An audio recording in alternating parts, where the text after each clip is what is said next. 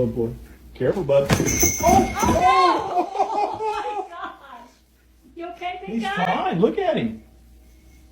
Are hoping this new technology could eventually be introduced to zoos right around the world. But the visitors here at Melbourne Zoo, they may be lucky enough to experience it for themselves, the trial running sporadically throughout the rest of the month.